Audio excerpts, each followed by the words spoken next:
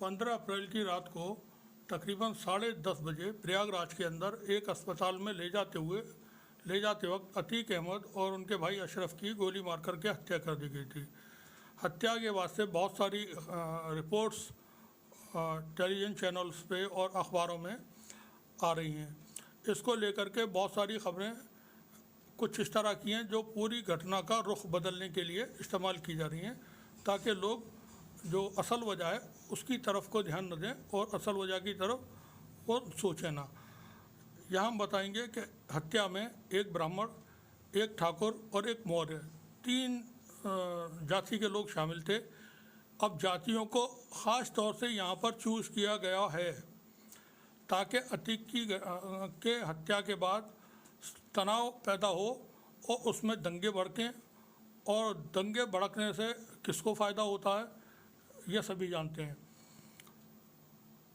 3 अलग अलग लोग हैं, तीनों अलग अलग ज़िलों से हैं उत्तर प्रदेश के, तीनों एक दूसरे को नहीं जानते हैं, तीनों ने एक साथ में कभी आपराधिक घटनाएं अंजाम नहीं दी हैं।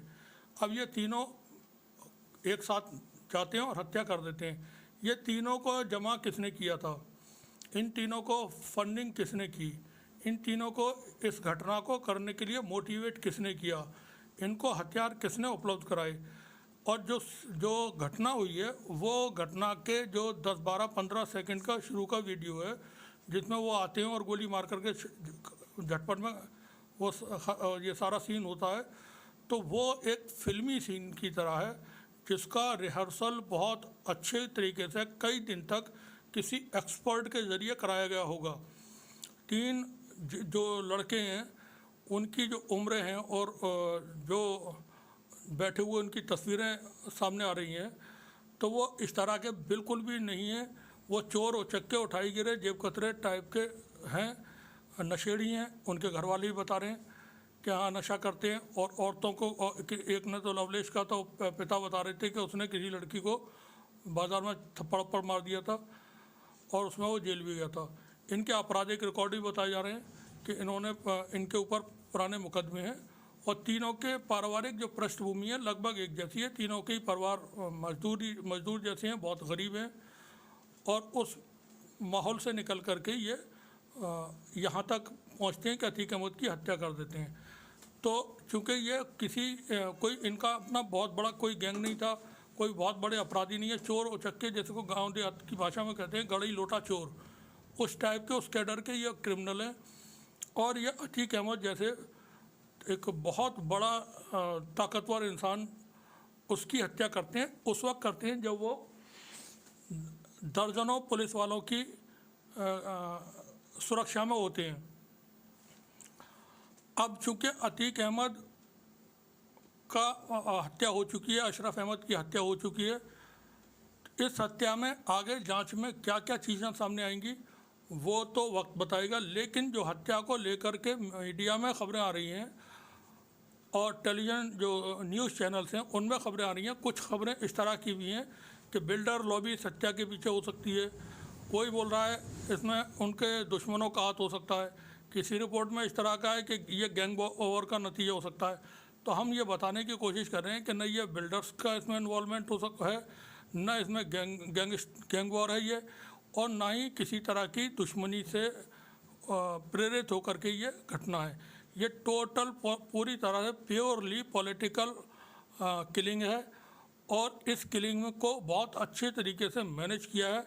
जिस तरह से कोई फिल्म बनाते वक्त डायरेक्टर, प्रोड्यूसर और राइटर होते हैं, उसी तरह से यहाँ भी डायरेक्टर भी है कोई, और इसका कोई प्रोड्यूसर भी है, और इसका स्क्रिप्ट राइटर भी है।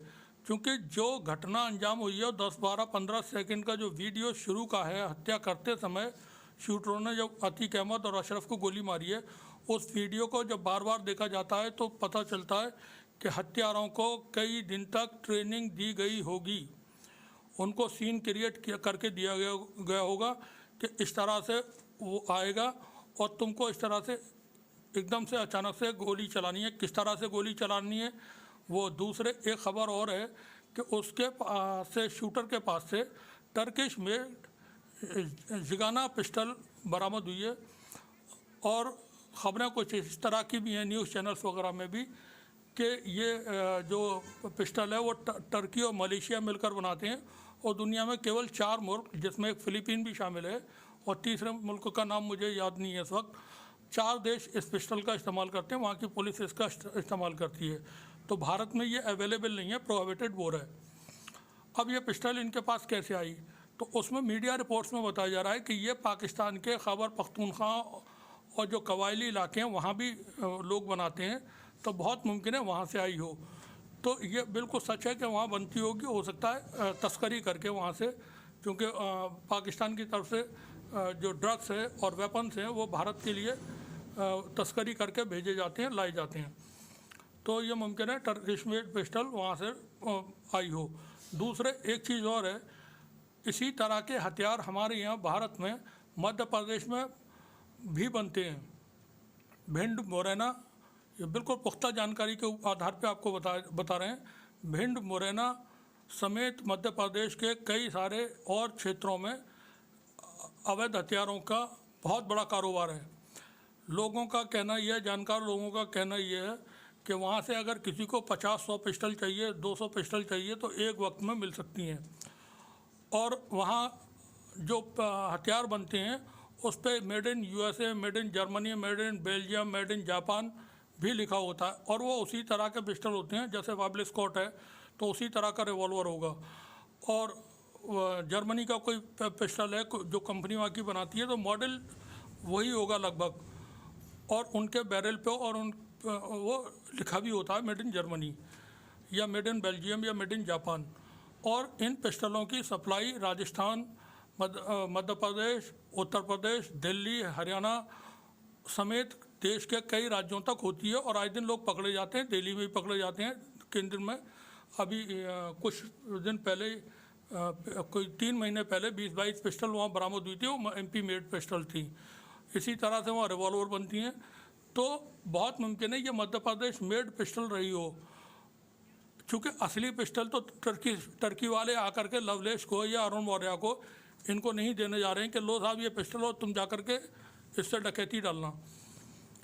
तो 2 पॉसिबिलिटी हैं, या तो ये पाकिस्तान के खैबर पख्तूनख्वा वगैरह इलाके से जो बनी है वहाँ से आई हो, या मध्य प्रदेश से के जो made in Madhya Pradesh pistols हैं और रिवॉल्वर्स हैं, क्योंकि वहाँ से एक बड़ा कारोबार है जो सबको मालूम है, एजेंसीज को भी पता है, पुलिस को भी पता है, सब जानते हैं, और रिपोर्टर्स भी जो पत्रकार हैं वो भी जानते हैं। तो वहाँ की बनी हुई हो। अब वहाँ पर भी जो जानकारी के मुताबिक 2 तरह के हथियार बनते हैं, एक रिलायबल और एक नॉन रिलायबल। एक काम चलाऊ ऐसे होते हैं जो जिनकी कीमत बहुत कम होती है, और वो तस्कर लोग ऐसे लोगों को जिनको इस्तेमाल नहीं करने होते हथियार, उनको ऊंची कीमतों में बेच करके पैसा कमा लेते हैं।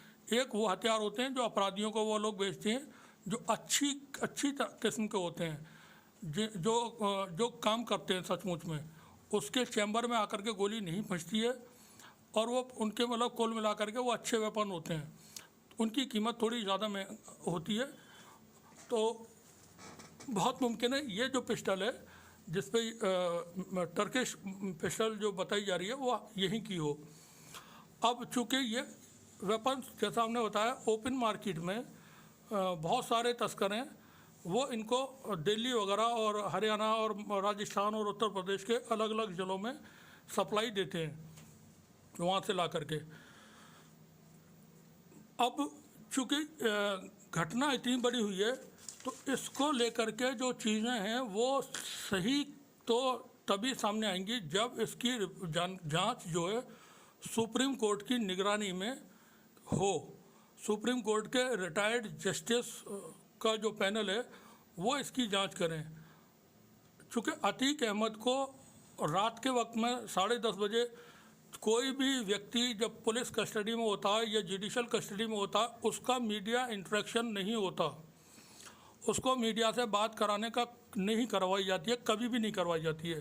कोई व्यक्ति पुलिस की हवालात में बंद है, थाने की हवालात में बंद है, वो मीडिया से बात नहीं कर सकता। दूर से कोई विजुअल शूट कर ले या फोटोग्राफ्स वगैरह उसके शूट कर ले तो वो एक अलग चीज़ है, चोरी छिपे इस तरह का हो जाता है। लेकिन बिल्कुल करीब जा करके और जैसे प्रेस वार्ता ऑर्गेनाइज की जा रही हो, और अतीक अहमद को जिस तरह से प्रयागराज लाया जा रहा था साबरमती से बार बार, तो यहाँ पर कई सारे सवाल जो बेस्ट मैनेजमेंट होता उसके उठ रहे हैं कि एक अच्छे तरीके का मैनेजमेंट था। अतीक अहमद को प्रयागराज लाया गया, फिर उनको फिर पहुंचा दिया गया साबरमती, फिर दोबारा से प्रयागराज लाया गया और वहाँ बिल्कुल बहुत सरलता के साथ पत्रकारों से उनका इंटरेक्शन करवा रहे हैं। तो पुलिस को, तो पुलिस के अधिकारियों को मालूम होता है कि अपराधी का जो जुडिशल कस्टडी में है या पुलिस कस्टडी में, उसका मीडिया से इंटरेक्शन नहीं करवाते हैं। अगर कोई उसके बारे में कोई जांच रिपोर्ट आती है, कोई जानकारी मिलती है, तो पुलिस के ही अधिकारी मीडिया को या तो लिखित बयान जारी करते हैं या वीडियो वगैरह शूट करके डाल देते हैं, या फिर मीडिया के रिपोर्टर्स वगैरह से बात करके उसकी ब्रीफिंग दे देते हैं कि इस तरह से इस घटना में जानकारी मिली है। सीधे सीधे अपराधी से कभी नहीं करवाते हैं, या फिर पुलिस के अधिकारी बैठे होते हैं और पीछे अपराधी, पुलिस के अधिकारी बैठे होते हैं, पीछे जो अपराधी होता है वो होता है, और ज़रूरत पड़ने पर उससे एक दो सवाल पूछवा दिए जाते हैं आमतौर पे।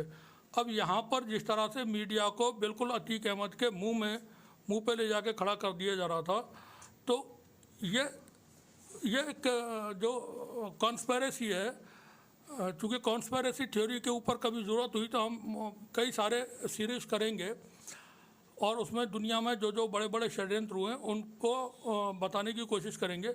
फ़िलहाल अतीक अहमद के मर्डर पे ही रहते हैं। जो कॉन्स्पिरेसी है वो यहाँ इस्टेब्लिश होती है और इस कॉन्स्पिरेसी में बहुत बड़े बड़े जो लोग हैं वो इन्वॉल्व होते हुए नज़र आ रहे हैं। क्योंकि कोई भी घटना होती है इतनी बड़े लेवल की, तो वो एक सामान्य सा अपराधी, वो उसके बाप के बस का नहीं होता जो जाकर के अतीक अहमद जैसे को गोली मार दे। अब यहाँ पर जब उन्होंने शूट कर ही दिया, गोली मार दी, तो उनको गोली मरवाने वाले कौन लोग हैं, उनको हथियार उपलब्ध कराने वाले कौन लोग हैं, उनको फंडिंग कराने वाले कौन लोग हैं, उनको ट्रेनिंग देने वाले कौन लोग हैं, उनको हथियार देने वाले कौन लोग हैं। ये तमाम चीज़ें जांच का विषय हैं, जांच के बाद सामने आनी चाहिए और आएंगी भी, उम्मीद है। यहाँ इसी घटना को लेकर के जो विपक्ष के लोग हैं वो कई सारे उस पर सवाल उठा रहे हैं। ख़ास तौर से बहुत बड़ा बयान है और वो है राम गोपाल यादव जो समाजवादी पार्टी के राष्ट्रीय महासचिव हैं, और पूरा बयान हम उनका इस वीडियो के आखिर में आपको दिखाएंगे। वो सीधे सीधे बताते हैं कि ये हत्या है और इस हत्या को कैसे क्यों करवाया गया है, ये सारी बातें राम गोपाल यादव ने बताने की कोशिश की है। वहीं इस पर असदुद्दीन ओवैसी का ने भी प्रेस वार्ता करके एक अपना बयान जारी किया था, वो भी हम दिखाएंगे। इसी घटना पर जो अब तक की एक रिपोर्ट है वो बता दें आपको। जो आज की रिपोर्ट है, अतीक अहमद और उनके भाई अशरफ हत्याकांड ने न केवल यूपी बल्कि देश की राजनीति को गरमा दिया है। दोनों की हत्या को लेकर विपक्ष सरकार पर हमलावर है। सरकार ने इस मामले की जांच के लिए टीम गठित कर दी है। इस बीच एक चर्चा है कि एक गुप्त चिट्ठी मुख्य न्यायाधीश और मुख्यमंत्री योगी आदित्यनाथ तक पहुंच सकती है। इसमें उसका नाम है जिसने अशरफ और अतीक पर हमला करवाया।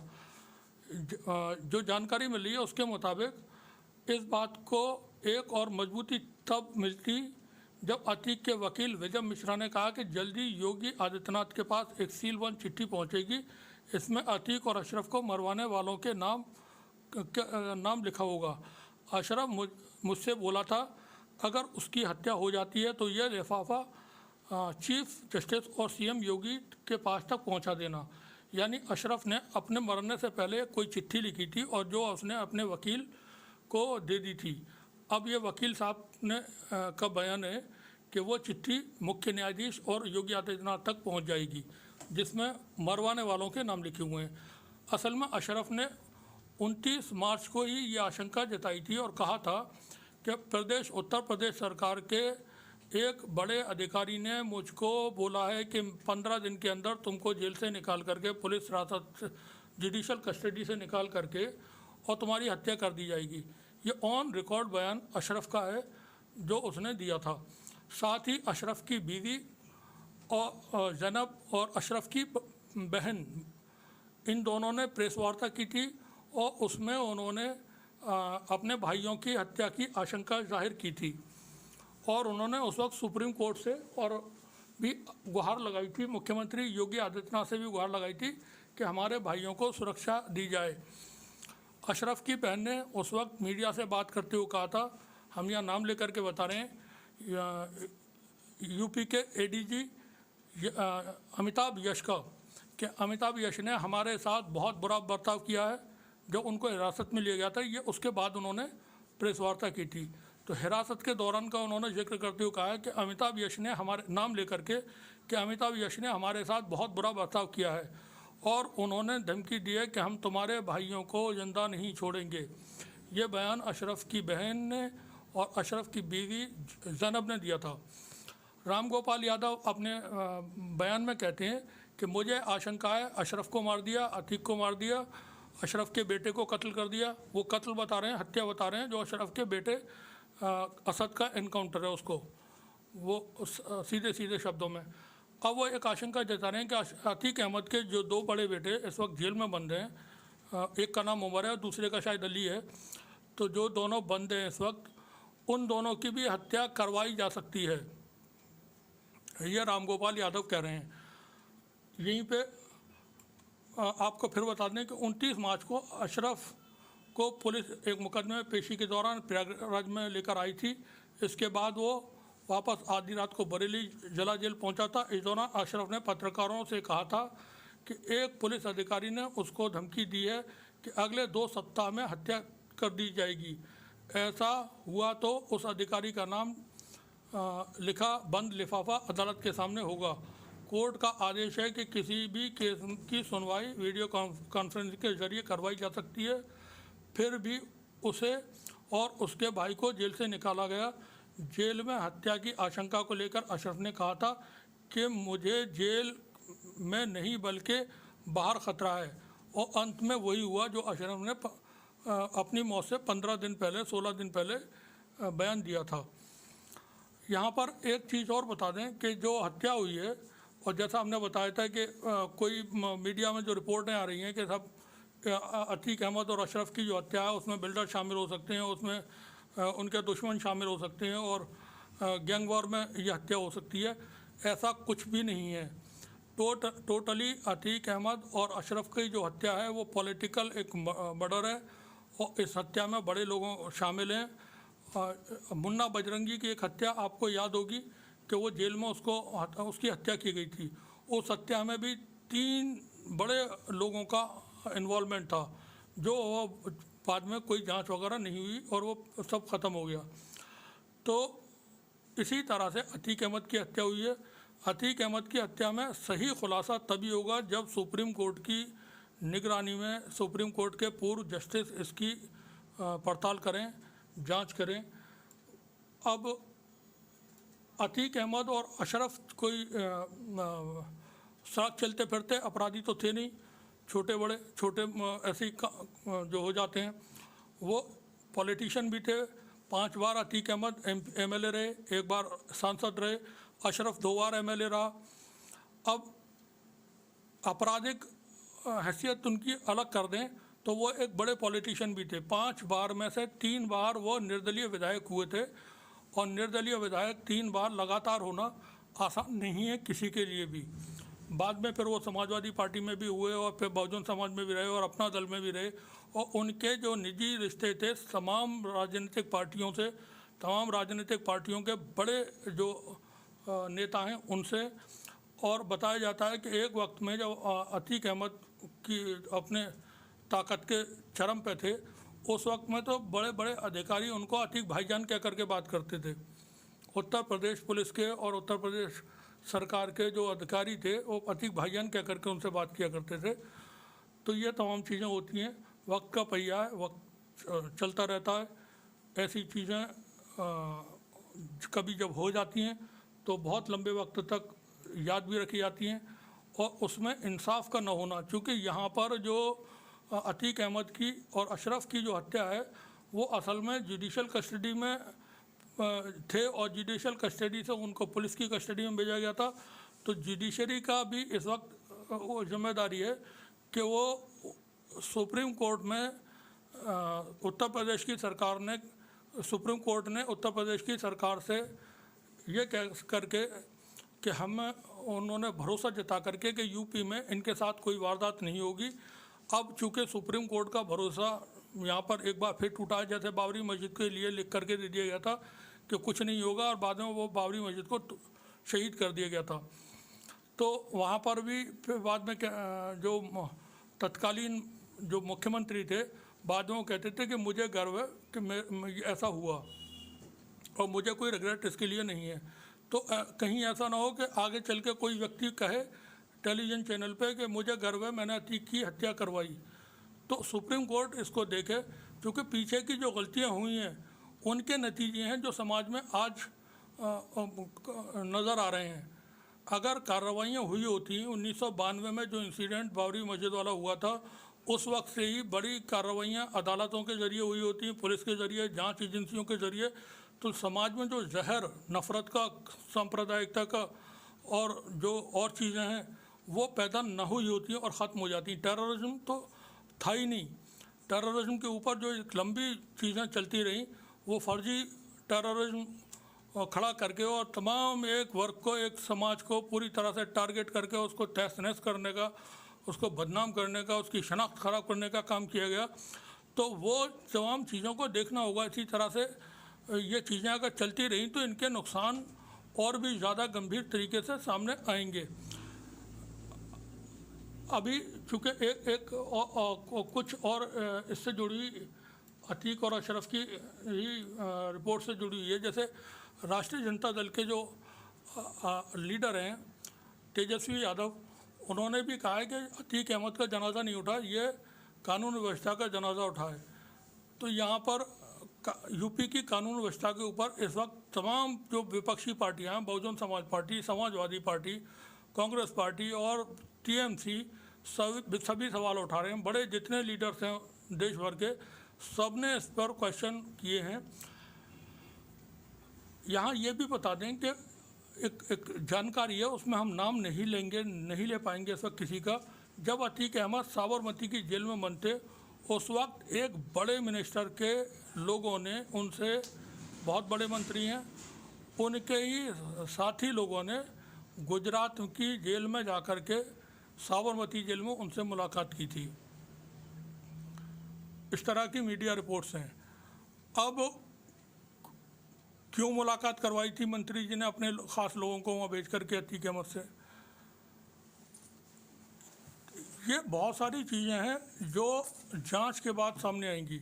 और चूँकि ये एक पॉलिटिकल मर्डर है, इसमें पॉलिटिकल लोग शामिल हैं और इसकी जांच कर पाना छोटी जो एजेंसियां हैं या छोटे लेवल पर उसकी सही जांच नहीं हो पाएगी। बने रहिए हमारे साथ, देखते रहिए 30 जंग न्यूज़। शुक्रिया आपका। देखिए, इस घटना को तो सारे देश ने देखा है, मीडिया तो ऐसे ही लगाए हुए थे।